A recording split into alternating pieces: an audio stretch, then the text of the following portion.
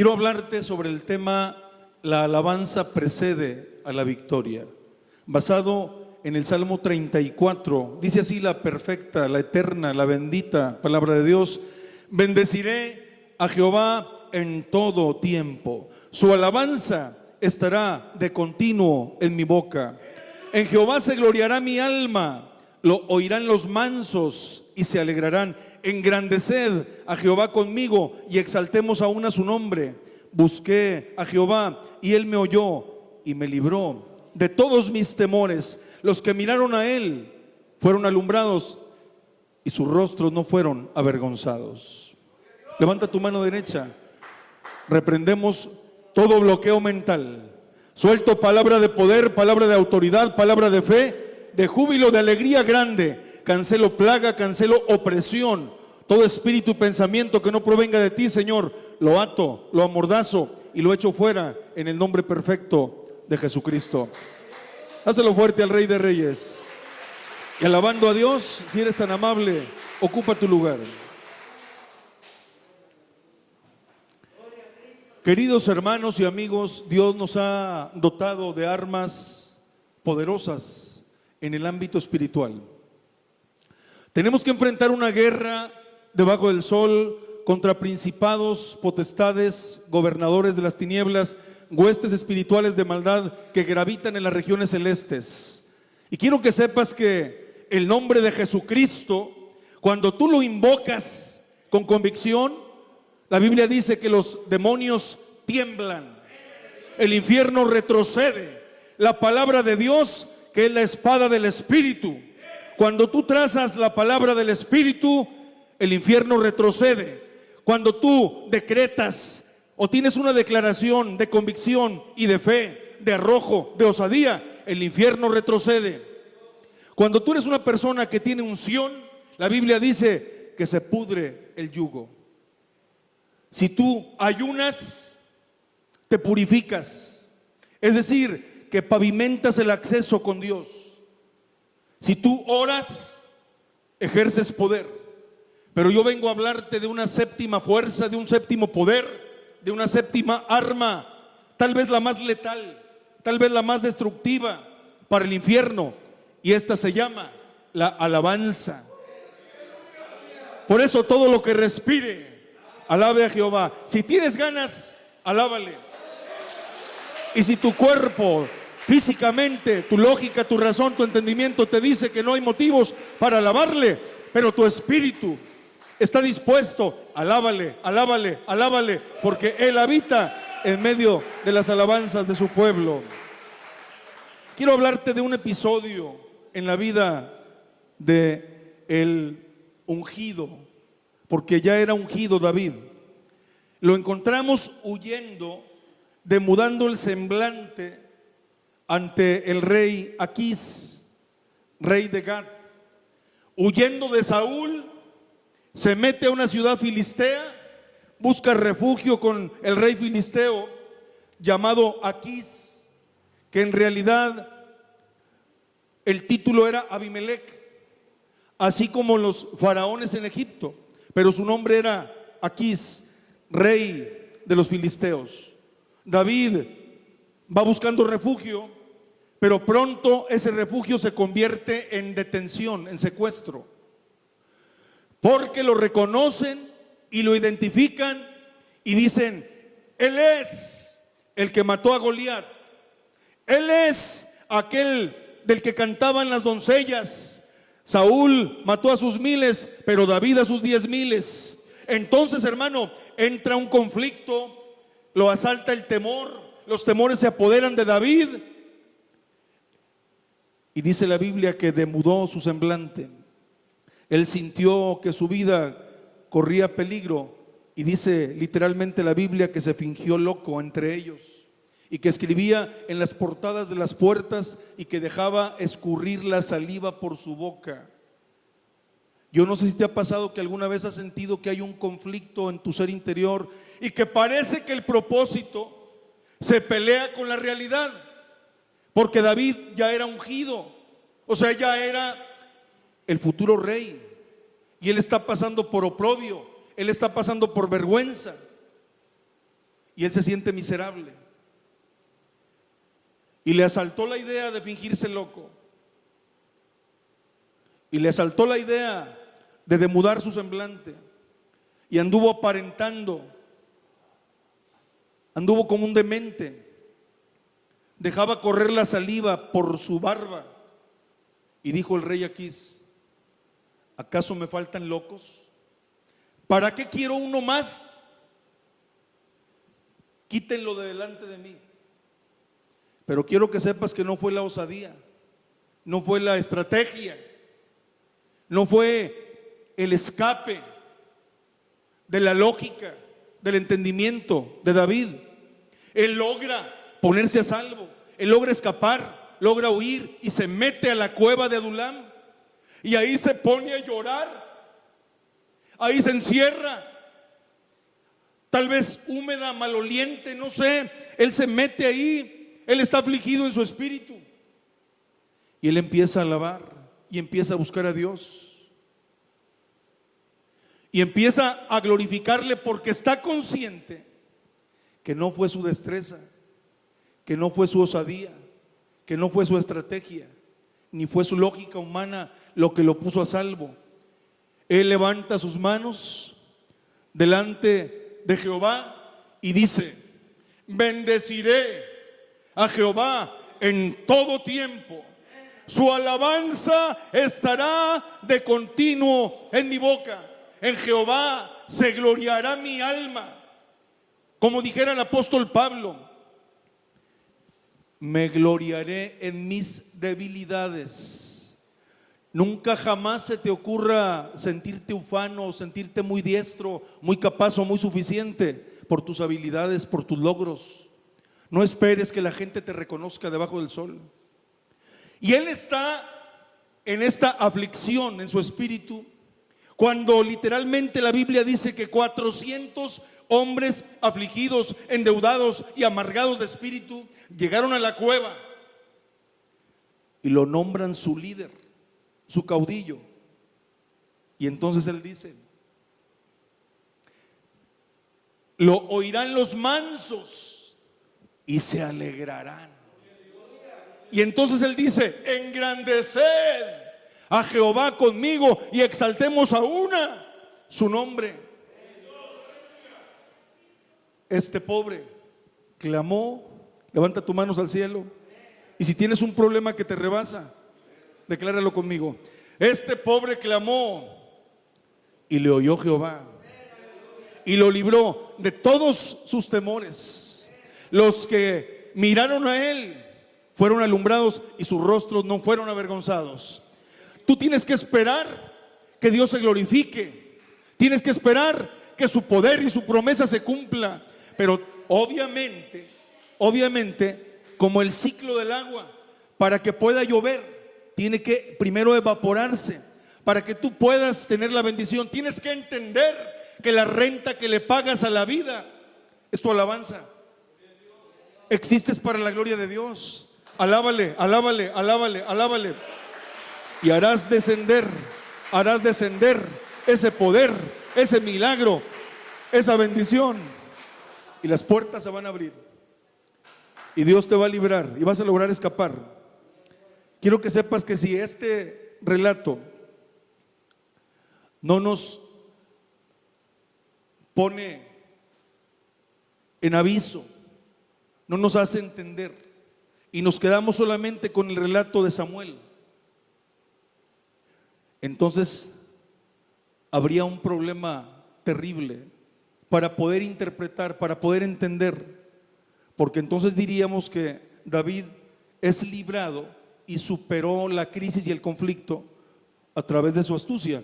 Pero encontramos el Salmo 34, que dice literalmente que David demudó su semblante ante el rey Aquís cuando huía de Saúl. Entonces está muy claro que no fue la astucia. Y eso que lo entiendas cabalmente te conviene. No es jamás tu sagacidad. Lo que te libra es la gracia soberana, la suficiente gracia de Dios que acomoda personas clave en tu vida para que tú seas librado, para que tú seas prosperado. Dios obra milagrosamente y en secreto para que te vaya bien, pero tú tienes que elevar tu clamor. Quiero que sepas que clamar es más que orar. Las personas que saben clamar siempre encontrarán la atención y la respuesta de Dios, porque dice: clama a mí y te responderé y te enseñaré cosas grandes y ocultas que tú no conoces. Hazlo fuerte al Rey de Reyes, al Señor de Señores. Cuando tú le alabas, Dios te hace invisible incluso de tus enemigos. Dice: bendeciré a Jehová en todo tiempo. No se trata de que tengas ganas, se trata de que tu espíritu se conecta con el Espíritu Santo, porque es fácil bendecir a Dios cuando todo va bien, cuando hay bonanza, cuando hay salud. Pero cuando hay escasez, te vas a salir de Judá para meterte en Moab, como lo hizo Elimelech, Noemí y sus 2 hijos, porque vino la hambruna. Se salen de la cobertura, se salen del mover de Dios, de la protección de Dios. Y obviamente Moab es el lugar donde los jóvenes mueren los hijos de Elimelech. Muere Elimelech, se regresa Noemí sola, porque se salió de la cobertura, porque no soportó, porque no pasó la prueba. Las pruebas, amado hermano, querido amigo, se pasan con dignidad. Yo no te estoy presagiando, te estoy asegurando.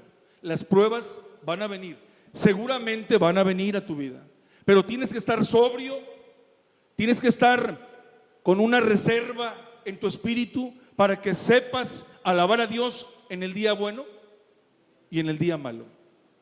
Alabamos al Rey de Reyes, al Señor de Señores. Hermanos amados, Cristo murió en el Calvario. Dice la Biblia que el castigo de nuestra paz fue sobre Él.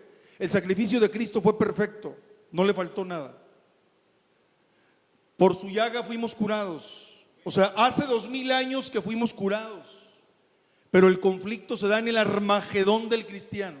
El Armagedón significa el lugar de la batalla final.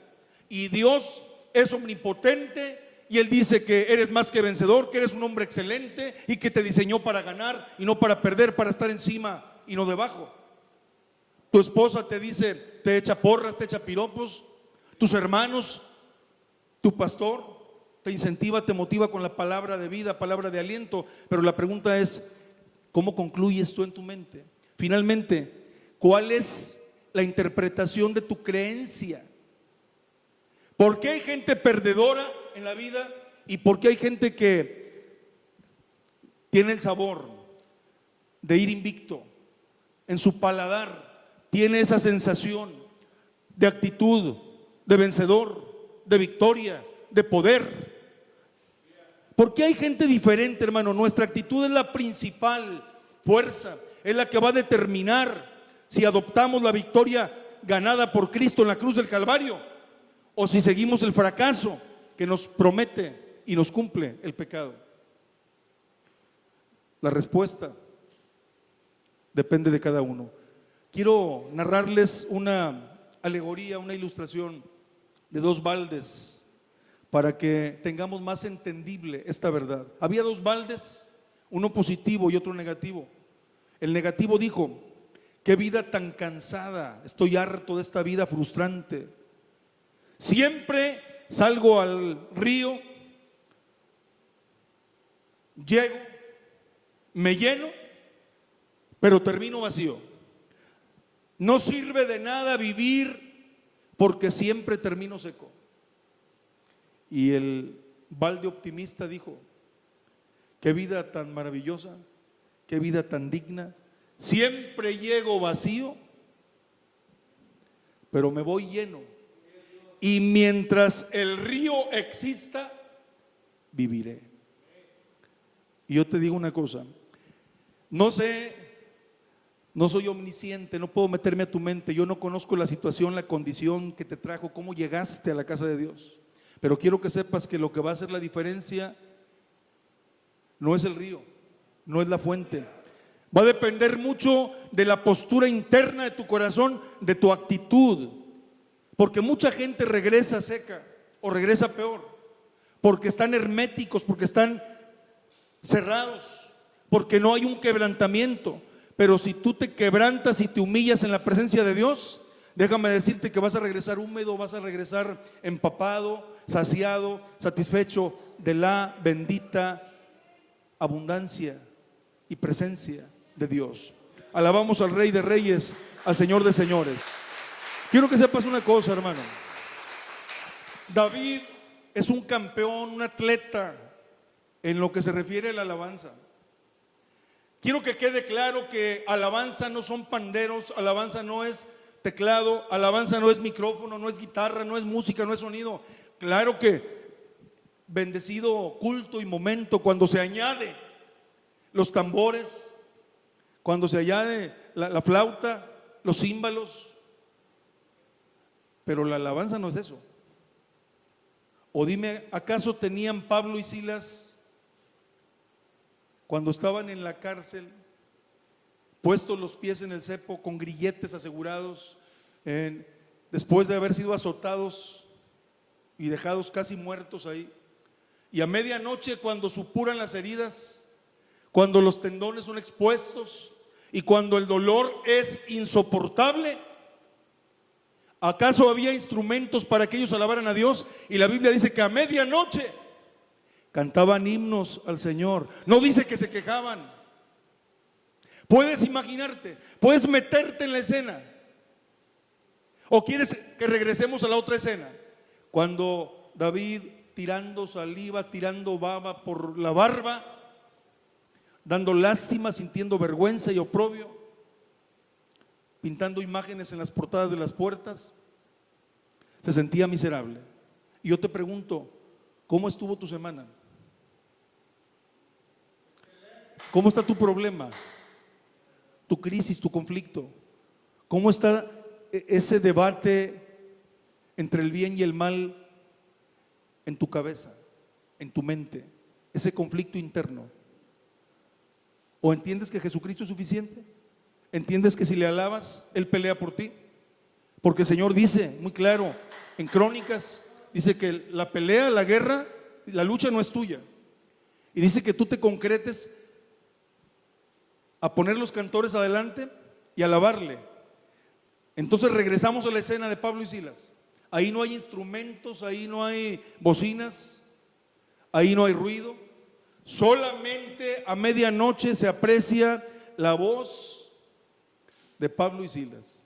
Y dice, lo oirán los mansos y se alegrarán.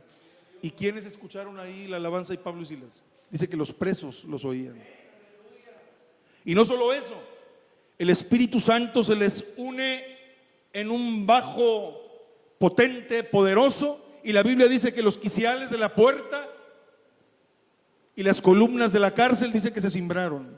Y si lo inanimado se cimbra cuando está la presencia de Dios, porque Dios habita no en la queja, Dios habita no en el lamento, Dios habita en las alabanzas.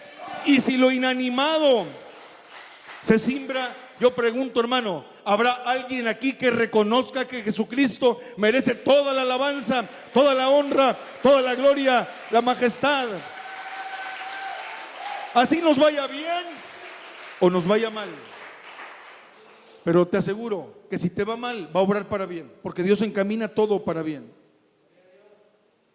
Y sabes una cosa, Pablo sabía que en la crisis y en el dolor a un hijo de Dios no le conviene quejarse. Y lo que la mayoría, la generalidad de la gente común, aunque se congreguen algunos los domingos, hace es precisamente quejarse.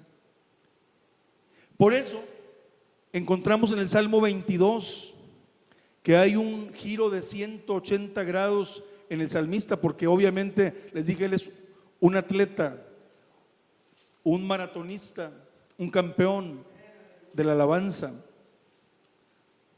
Pero él pasó por la Universidad del Dolor y se graduó con honores. Dice así el Salmo 22. Fíjate el giro de 180 grados. Y cualquier parecido con la realidad es mera coincidencia, porque yo sé que lo has vivido y tal vez muy reciente. Dice: Dios mío, ¿por qué me has desamparado? Ahí hay queja. ¿Por qué estás tan lejos de mi salvación y de las palabras de mi clamor? Está pasando por la zona del silencio de Dios. Dios mío, si clamo de día, no respondes, y de noche no hay para mí reposo. Y vuelve en sí. Y reacciona y dice: pero tú eres santo. Tú habitas en medio de las alabanzas de tu pueblo.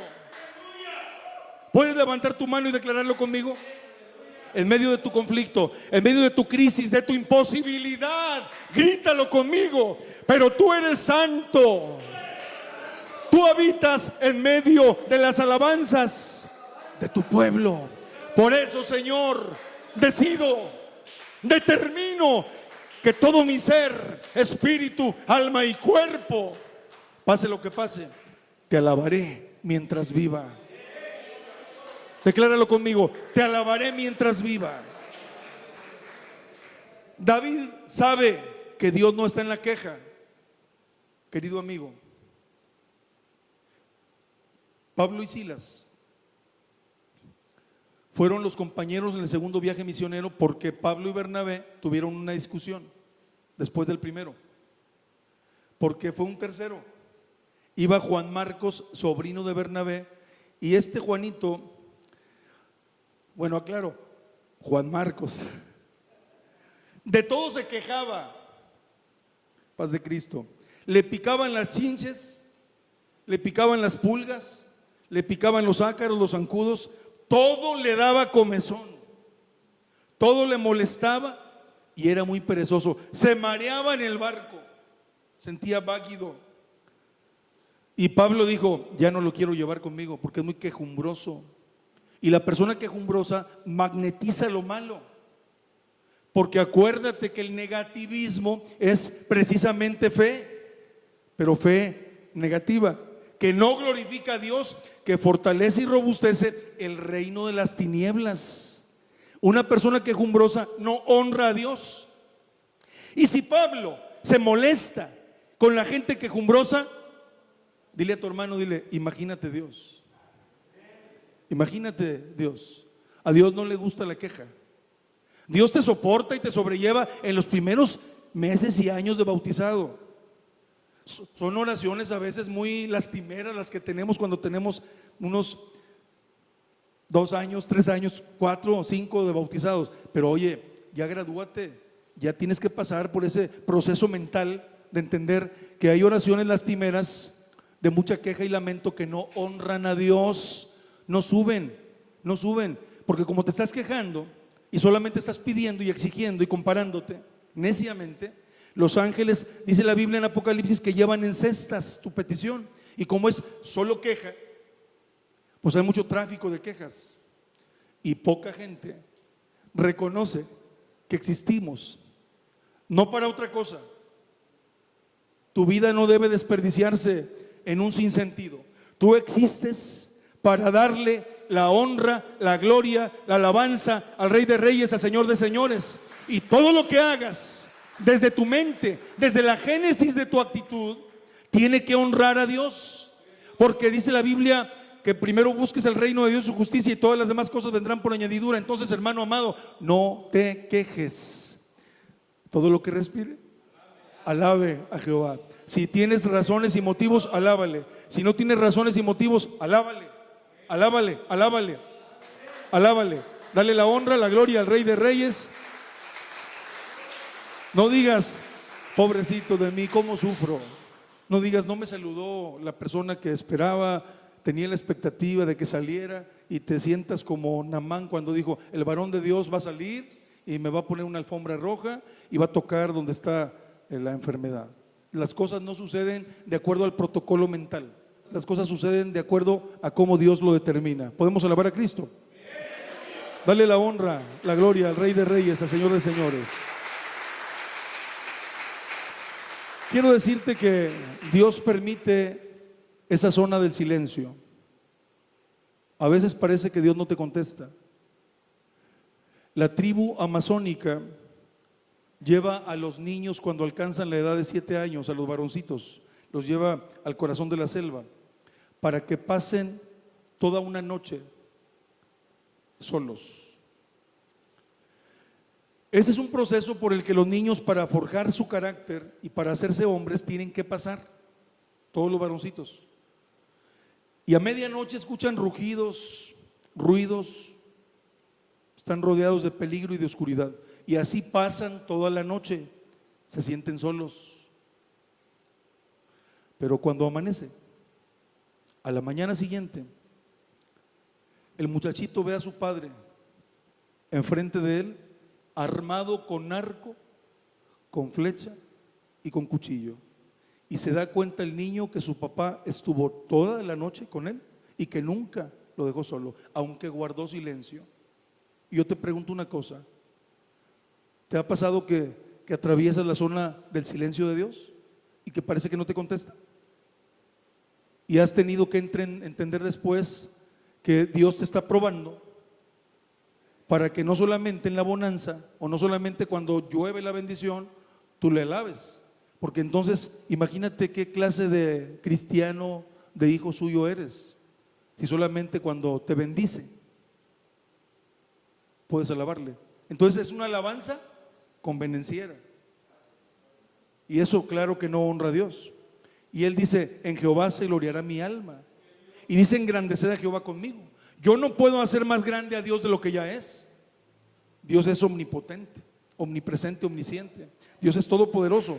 Pero si tú le alabas y permaneces alabándole en medio del problema, reconoces su grandeza y el demonio huye, el pesimismo huye, la enfermedad huye, la actitud mala se va, el negativismo se va, el infierno retrocede, porque el problema se hace insignificante cuando tú te robusteces en Dios, porque reconoces la grandeza de Dios. Yo quisiera preguntar: ¿cuántos tenemos un Dios grande, fuerte y de mucho poder? Dale la alabanza al Rey de Reyes, al Señor de Señores. Todo lo que respire, alabe a Jehová. Quiero que te despojes de los pensamientos, espíritus, hábitos, incluso personas tóxicas, nocivas, que están mermando y sofocando esa necesidad que tú tienes de alabar, y te están confundiendo porque te drenan, te dejan sin energía. Y cuando quieres alabar dices: no tengo ganas. Y sí, literalmente no tienes ganas, físicamente no tienes ganas, y tu espíritu está muy anémico, muy tísico, no tiene fuerza. Y la Biblia dice que si no haces ejercicio en el día del conflicto, dice que tu fuerza será reducida. Y obviamente les he dicho mucho, hermanos, que la fe es un músculo que tiene que desarrollarse, tiene que ejercitarse. Y si tú no lo haces, pues vas en retroceso. ¿Quiénes se oponen a la alabanza? Espíritus demoníacos que estorban en la alabanza. Tienes que echar fuera el espíritu de Mical. Mical, la esposa de David, porque David se pone un efod sacerdotal y se pone a danzar y a llamar mucho la atención, y ella le dijo: te has hecho aborrecible delante de las doncellas. Ella siempre lo menospreciaba. Ella era un estorbo en la vida de David. Pero benditos estorbos si tu espíritu está alineado con Dios, porque son motivos fuertes, son maestros, son enseñadores para que saques lo mejor de ti. A ver, di conmigo: bendita gente tóxica. Alabamos al Rey de Reyes, al Señor de Señores. Tienes que echar fuera el espíritu inmundo de los caldeos, que de manera irónica, sarcástica, se acercaban con los cautivos en Babilonia y les dijeron: ¿por qué no tocas tu arpa? ¿Por qué no alabas a tu Dios? Porque la Biblia dice que ellos tenían colgada el arpa en los sauces. Pasas por un periodo, pasas por una etapa en tu vida en la que tu propósito y tu realidad tienen un conflicto. No le encuentras sentido. Tienes un llamado muy fuerte, muy poderoso, muy importante, pero no lo estás ejerciendo. Y hay un conflicto entre el propósito y la realidad. Y mucha gente se queda yonqueada ahí. Poca gente se levanta y espera el tiempo de Dios. Por eso reprende, ata y amordaza el espíritu de los caldeos, que no les gusta que alabes a Dios. El espíritu inmundo de la mujer de Job, que le dijo: maldice a tu Dios y muérete.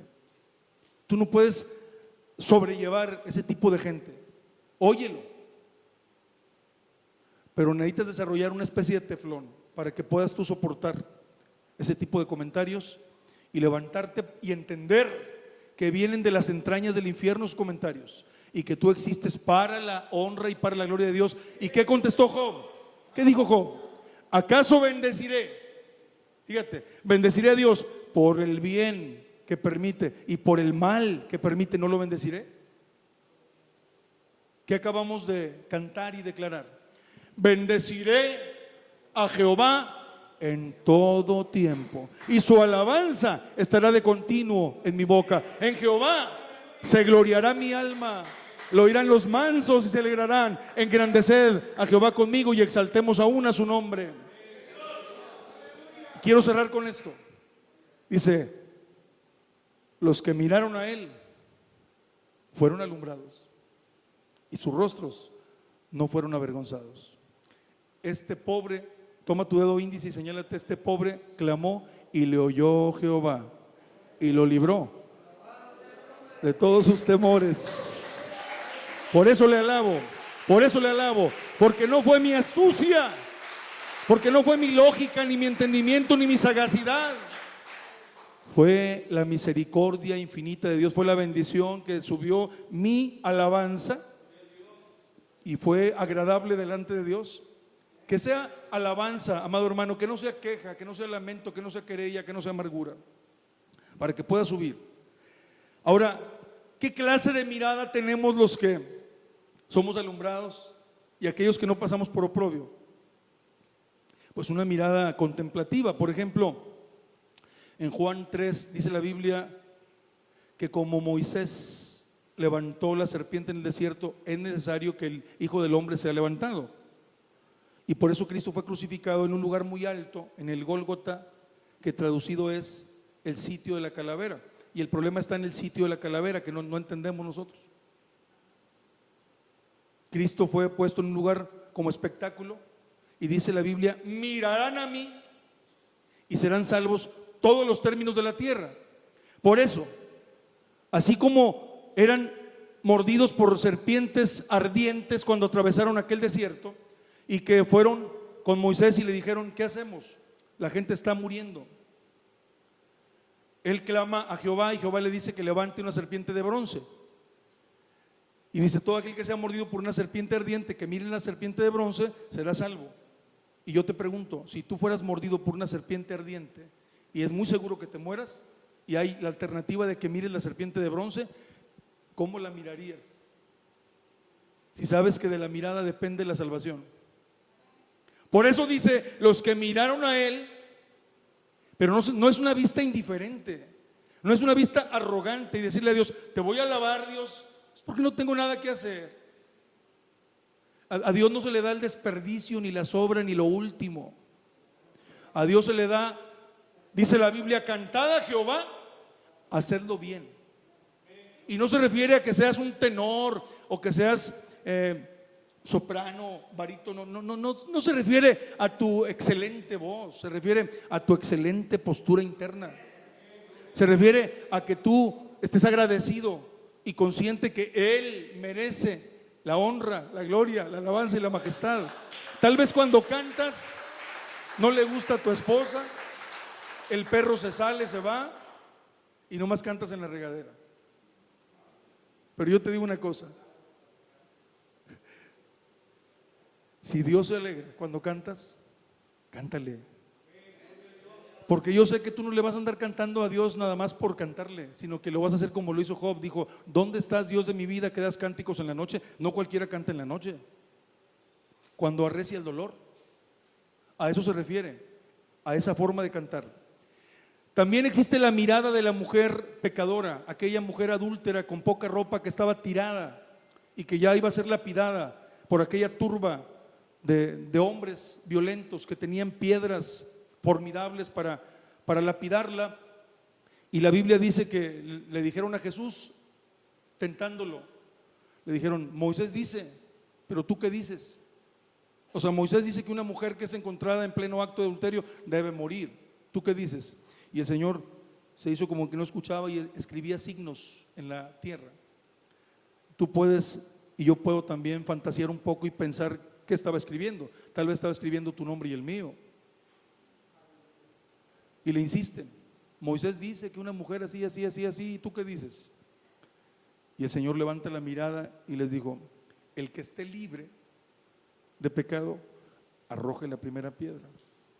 Y siguió escribiendo signos.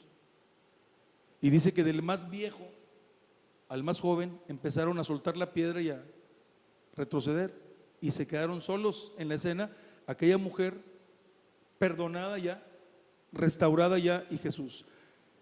Y el Señor le dice: ¿dónde están los que te acusan? Y la mujer levanta la mirada y lo ve a él. Y yo te pregunto, ¿cómo lo miró? Yo te pregunto, ¿cómo lo miró? Para mí es una mirada contemplativa como la que tiene David en el Salmo 27, cuando dice: para entrar a tu casa y contemplar tu hermosura e inquirir en tu templo.